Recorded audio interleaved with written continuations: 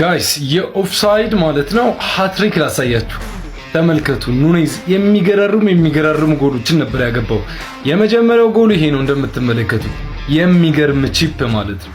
ግን የሚያሳዝነው ምንድነው ከመጨፈሩ በፊት የመስመር ዳኛ ኦፍሳይድ ነው አለው ማለት ነው። ከዛስ በዚህ ተበሳጭቶ ሳያበቃ ደግሞ ሁለተኛውን ጎል ተመልከቱ። የሚገርም ቺፕ፣ ሁለተኛ የሚገርም ቺፕ።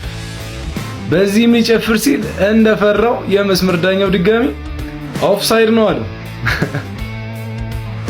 በዚህ አላበቃም። ተመልከቱ ሶስተኛውን ጎል፣ ይህም ኦፍሳይድ ነው።